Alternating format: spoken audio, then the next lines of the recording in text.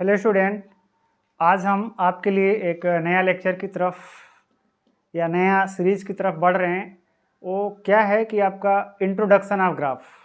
क्या introduction of graph मतलब कि मैथमेटिक्स में ऐसे बहुत सारे क्वेश्चन हैं जो आप कैलकुलेट करके नहीं सॉल्व कर सकते, बट अगर आपको उसका ग्राफ पता है तो पक्का आप उस क्वेश्चन को सॉल्व कर पाएंगे। ठीक है, अब ग्राफ में कई टाइप्स के होते हैं। कितने होते हैं? जितने टाइप्स के फंक्शन उतने टाइप्स के ग्राफ। तो जितने टाइप्स के जो फंक्शन है उतने टाइप्स के ग्राफ आज हम पहले एक बार डिवाइड कर देते हैं। ठीक है, उसके बाद में हम पढ़ेंगे वन बाय वन उसके प्रॉपर्टी और उसके ग्राफ के बारे में। ठीक है, तो मेरे पीछे जिसे आप बोर्ड पे लिखा हुआ है introduction of graph.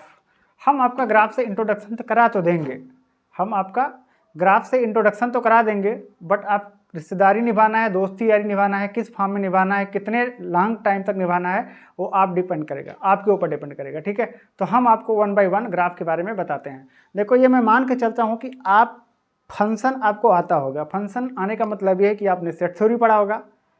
Set theory के बाद में आपने डबल सेट पढ़ा होगा, जिसको आप कार्टेशियन प्रोडक्ट के बारे में, कार्टेशियन प्रोडक्ट के बारे में आपने पढ़ा होगा जो है रिलेशन, उसमें एक स्पेशल टाइप्स का जो रिलेशन रहा होगा।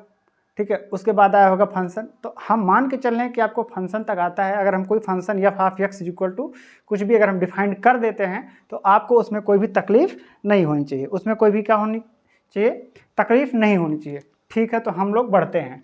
Introduction of graph. ग्राफ हम लोग पढ़ेंगे, वो किसका ग्राफ पढ़ेंगे? ठीक है, किसका ग्राफ पढ़ेंगे? ठीक है, तो आपके पास पहले जो है ये समझ लो कि फंक्शन, मैं इसके प्रीवियस नॉलेज को मैं मान के चल रहा हूँ कि आपके पास होगा, अगर नहीं होगा तो आप कुछ दिन वेट कीजिए। ठीक है, 1 अप्रैल के बाद में 9 से लेकर के 12 तक हम वन बाय वन करके थ्योरीज और उसके क्वेश्चन कराने का ट्राई करते हैं। ठीक है, बट आज मैं फंक्शन से आगे की बात मैं करता हूँ। तो फंक्शन भी कितने तरह के होते हैं? फंक्शन भी दो तरह के होते हैं। कौन कौन? एक होता है अलजेब्राइक और एक होता है ट्रांसीडेंटल। ट्रांसीडेंटल एक होता है अलजेब्राइक, एक होता है ट्रांसीडेंटल। अलजेब्राइक की मैं बात करूं तो अलजेब्राइक के अंडर में कौन कौन लोग आते हैं उनको मैं कैटेगराइज करता हूं। अलजेब्राइक में अगर आप बात करोगे तो इसमें आता है पॉलिनोमियल। पॉलिनोमियल पॉलिनोमियल के बाद में अगर आप बात करोगे तो आता है rational function. Rational function rational function rational के बाद में आपका ये भी आता है इरेशनल फंक्शन। इरेशनल फंक्शन, ठीक है, क्या आता है? Irrational function. इरेशनल फंक्शन के बाद में आपका आता है पीस वाइज फंक्शन। पीस मतलब क्या आता है? टुकड़ा। Piece wise function. अब पीस वाइज में भी कई लोग आते हैं, पीस वाइज में भी कई लोग आते हैं जिनका अगर हम नाम लेना चाहें तो पहला है आपका मॉडुलस। Modulus function. क्या? Modulus function. मॉडुलस अगर आप पढ़ ले रहे हैं तो मॉडुलस का यूज करके ही सिग्नम फंक्शन बनता है। क्या बनता है? सिग्नम फंक्शन बनता है। सिग्नम फंक्शन बनता है। ठीक है, इसके बाद में हम लोग पढ़ते हैं ग्रेटेस्ट इंटीजर फंक्शन। क्या पढ़ेंगे? GIF। GIF आप अगर नाम लिखना चाहो तो ग्रेटेस्ट इंटीजर फंक्शन। ठीक है, ग्रेटेस्ट INT से इंटीजर और आप FUN से समझ जाना कि फंक्शन की बात कर रहे हैं। अगर आप ग्रेटेस्ट इंटीजर फंक्शन पढ़ रहे हो, ठीक है, तो आप लीस्ट इंटीजर फंक्शन के बारे में भी आप पढ़ सकते हो, या ग्रेटेस्ट इंटीजर फंक्शन के बाद में हम लोग अगर बात करें तो हम फ्रैक्शनल पार्ट के बारे में पढ़ सकते हैं। फ्रैक्शनल पार्ट, ठीक है, फ्रैक्शनल पार्ट के बारे में अगर हम बात करें तो आपने ग्रेटेस्ट इंटीजर फंक्शन पढ़ लिया है, तो आप LIF लीस्ट इंटीजर फंक्शन के बारे में भी आप पढ़ोगे। किसके बारे में? लीस्ट इंटीजर फंक्शन के बारे में। तो मॉडुलस हो गया, ग्रेटेस्ट मतलब मॉडुलस हो गया, सिग्नम हो गया, ग्रेटेस्ट हो गया, फ्रैक्शनल पार्ट हो गया और लीस्ट इंटीजर फंक्शन हो गया। ये सारे ग्राफ हम पढ़ेंगे किसके? पीस वाइज के अंडर में। ठीक है, अब हम नेक्स्ट ग्राफ की तरफ या नेक्स्ट फंक्शन की तरफ जो मूव करेंगे, इन सब ग्राफ के पढ़ने के बाद में अगर हम मूव करेंगे तो ट्रांसीडेंटल। अब ट्रांसीडेंटल में भी कई कैटेगरी होती है। ट्रांसीडेंटल में भी कई कैटेगरी होती है। जो ट्रांसीडेंटल में अगर आप पहला बात करोगे तो ट्रिग्नोमेट्रिक हो जाएगा। ट्रिग्नोमेट्रिक जब आप पढ़ोगे ट्रिग्नोमेट्रिक तो साथ में ही उसके आप इनवर्स ट्रिग्नोमेट्रिक भी पढ़ लेना। क्या पढ़ लेना? इनवर्स ट्रिग्नोमेट्रिक भी पढ़ लेना। अब हम ये मान के चलते हैं कि इनवर्स आप जब ही पढ़ पाओगे जब आपको 1/1 आता हो, किसी फंक्शन का किसी डोमेन में 1/2 आता हो, तभी आप पढ़ पाओगे कि इनवर्स फंक्शन क्या होता है किसी भी फंक्शन का। ठीक है, इसके बाद में अगर हम बात करें यहाँ पर तो एक्सपोनेंशियल फंक्शन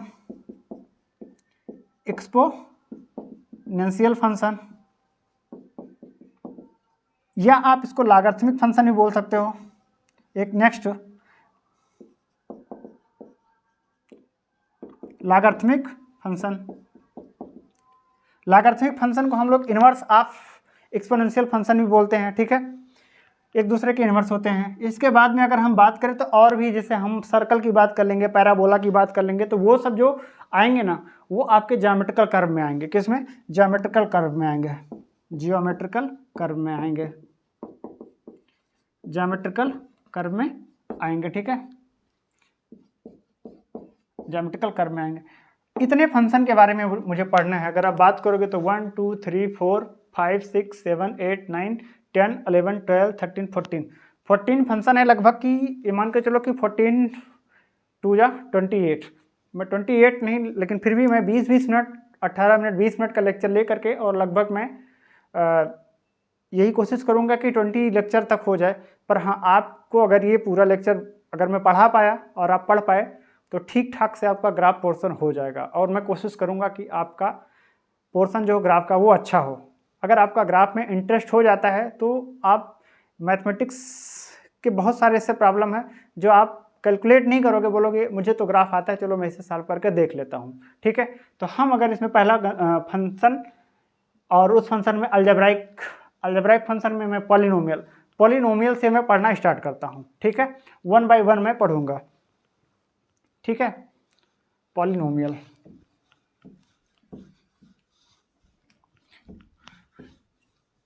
ये ग्राफ कुछ पोर्शन जो है वो बायोलॉजी वाले बच्चों के लिए भी हेल्प हो सकता है, जो नीट का पेपर देते हैं। ठीक है, या बायोलॉजी पढ़ते हैं, उनको लॉगरिथमिक का हो गया, एक्सपोनेंशियल का हो गया, साइन एक्स का हो गया, कास एक्स का हो गया। ठीक है, इन सारे फंक्शन का ग्राफ उनको आना चाहिए। अगर उनको आता है तो फिजिक्स में वो बहुत ही अपने आप को कमज़ोर नहीं फील कर पाएंगे कि यार मेरे को ये ग्राफ नहीं आता है तो ये कैलकुलेशन मुझे कैसे समझ में आएगा। तो कुछ मैक्स सारे लेक्चर तो मैं नहीं कह सकता, पर कुछ लेक्चर जैसे वही बताया मैं, एक्सपोनेंशियल, उसका इनवर्स लॉगरिथमिक फंक्शन, साइन का हो गया, कास का हो गया। ठीक है, और मतलब 4-5 टाइप के फंक्शन ए के पावर एक्स वाले, ये 4-5 तरह के फंक्शन, इनका डोमेन, इनका रेंज, इनका बिहेवियर, मतलब एक्स पॉजिटिव जाएगा तो निगेटिव जाएगा, तो इन सब बात अगर नीट वालों बच्चों को आता है तो वो फिजिक्स में मैक्सिमम जगह पर अपने आप को कमज़ोर नहीं समझेंगे। खैर, हम बात करते हैं अपने इस हर, जो मैं अलजेब्राइक फंक्शन से स्टार्ट करूँगा।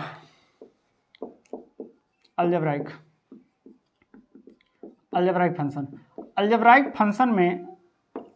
फंक्शन में जो मेरा पहला फंक्शन था, वो मेरा फंक्शन क्या था? वो मेरा था आपका पॉलिनोमियल फंक्शन।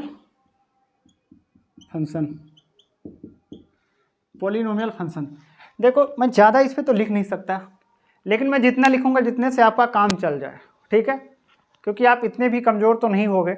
अगर आप यूट्यूब से पढ़ाई करते हो इसका मतलब आप में इंटरेस्ट है, तभी आप यूट्यूब से पढ़ाई करते हो। अदरवाइज ना पढ़ने वाले तो क्लास में भी नहीं पढ़ते। ठीक है, तो अगर आप यूट्यूब पे सर्च करके पढ़ रहे हो तो मतलब है कि आप में इंटरेस्ट होगा, तो आप चीज़ों को थोड़ा बहुत तो हैंडल कर ही लोगे।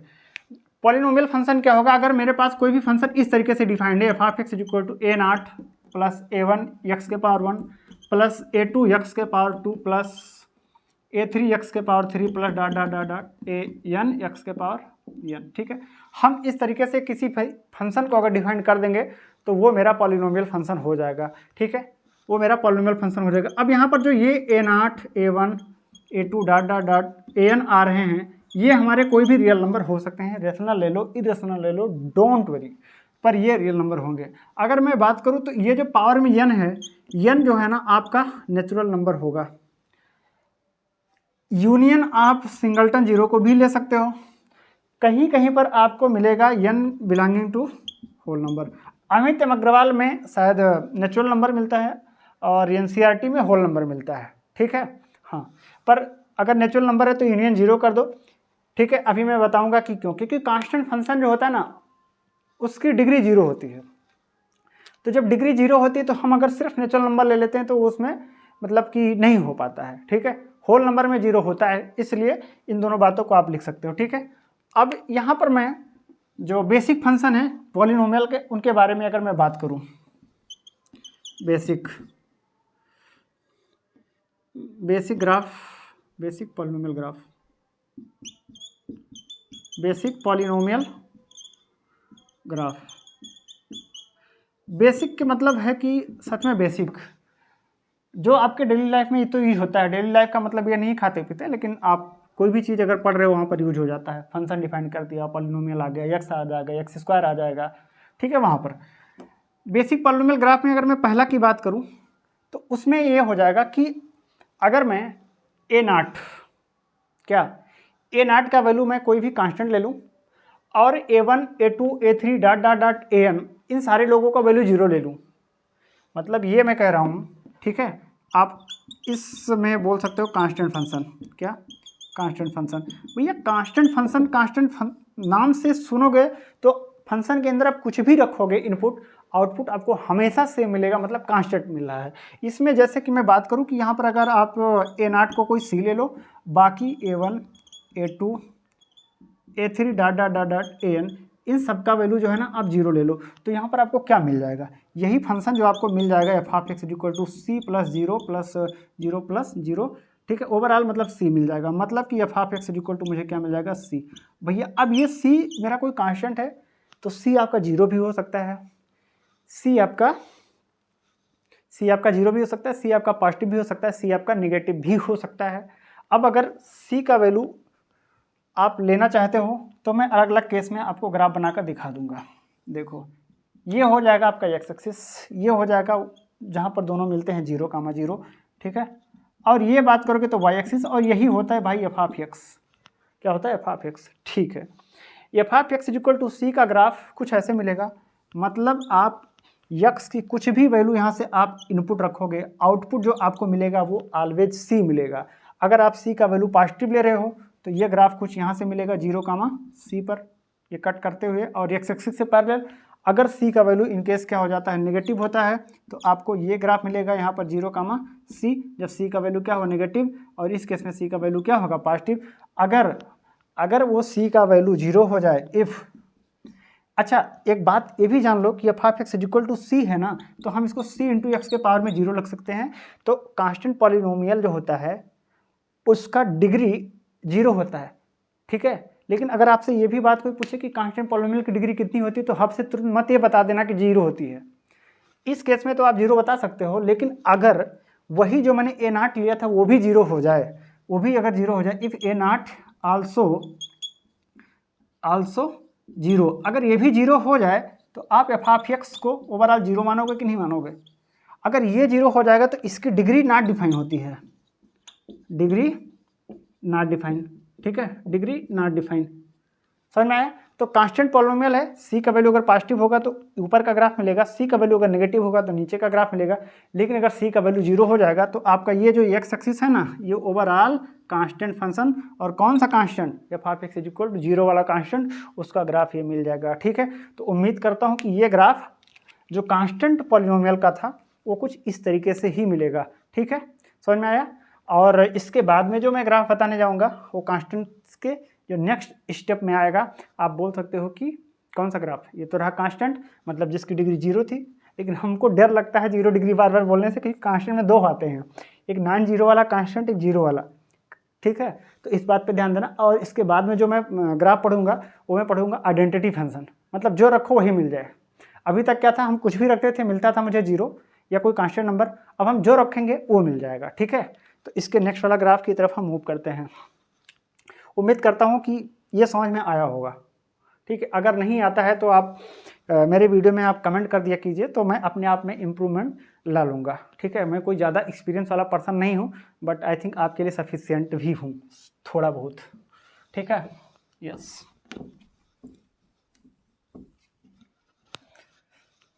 अलजेब्राइक फंक्शन के अंडर में हम लोग इसमें चल रहे हैं।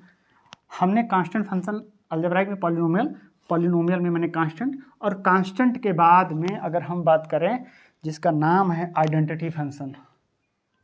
आइडेंटिटी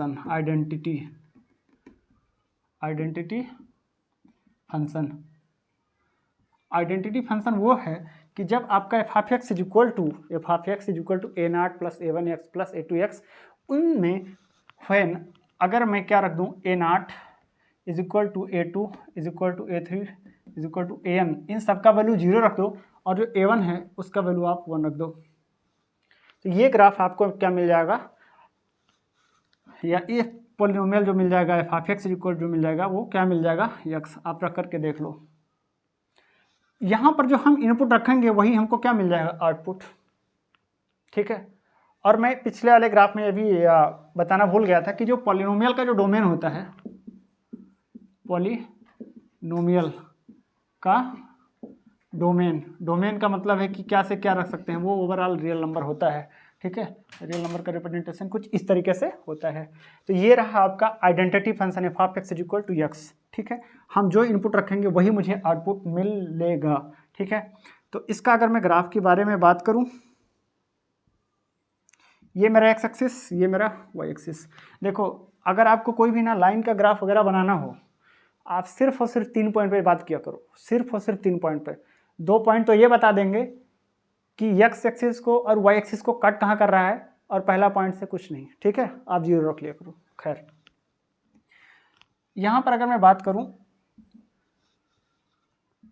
तो ये x और ये मेरा एफ ऑफ एक्स ही मेरा x है। x का वैल्यू अगर आप 0 रख रहे हो तो एफ ऑफ 0 क्या मिल जाएगा 0। x का वैल्यू अगर आप 1 रख रहे हो तो 1 मिल रहा है। x का वैल्यू अगर आप -1 रखोगे तो यहाँ पर -1 मिल जा रहा है। मतलब 0 पे मेरा 0 मिल रहा है, 1 रखने पर मुझे 1 के सामने कहीं 1 मिल रहा है, 1 का 1 मिल रहा है। अगर मैं -1 रख रहा हूँ तो इसके सामने कहीं यहाँ पर मुझे -1 रखने पर मुझे क्या मिल रहा है, -1 मिल रहा है, ठीक है। ये आपका पॉइंट इस तरीके से है, ये -1, मतलब कि ये हमको इन तीनों पॉइंट से पास होने वाला मेरा क्या है, लाइन है। भाई ये जो है ना, ये आपका ऐसे ही तो लिखा है ax प्लस बी के जैसा, यहाँ पर a का वैल्यू 1 है, b का वैल्यू 0 है, तो ये लीनियर पॉलिनोमियल भी है। इसका नाम जो है आइडेंटिटी फंक्शन को हम लोग ये भी बोल सकते हैं लीनियर पॉलिनोमियल। क्या, लीनियर पॉलिनोमियल, ठीक है, लीनियर पॉलिनोमियल है। समझ में आया। तो ये रहा किसका graph, f of x is equal to x का ग्राफ। किसका, f of x is equal to x का ग्राफ, ठीक है। इसी के बाद में अगर मैं बात करूँ तो ये जो लाइन होता है ना, इससे 45 डिग्री पर होता है। इसके डोमेन की मैं बात करूँ तो डोमेन तो मैंने पहले बता दिया कि पॉलिनोमियल का जो डोमेन होता है वो रियल नंबर होता है। हाँ, रेंज के बारे में मैं अलग अलग फंक्शन में अलग अलग बात करूँगा। कांस्टेंट फंक्शन में जो रेंज था वो सी ही था, मतलब आप कुछ भी रखो मिलेगा सी। यहाँ पर अगर मैं रेंज के बारे में बात करूँ तो डोमेन, कहते हैं ना कि अपने औकात में रहो या अपने डोमेन में रहो, तो बस वही वाला डोमेन है। डोमेन का मतलब है कि आर में, ठीक है। मतलब डोमेन का मतलब है कि तुम्हारी हैसियत क्या से क्या है, मैं क्या से क्या रख सकता हूँ। रेंज की बात है कि तुम्हारी रेंज क्या, कहाँ से कहाँ तक तुम जा सकते हो। दुकान पे जाओगे तो बोलेगा मतलब आपको मैं कपड़ा किस रेंज में दिखाऊं, तो वो उसी की रेंज की बात कर रहा है, मतलब लोअर कहाँ से और हायर कहाँ तक, मतलब लोअर से कहाँ दिखाऊं।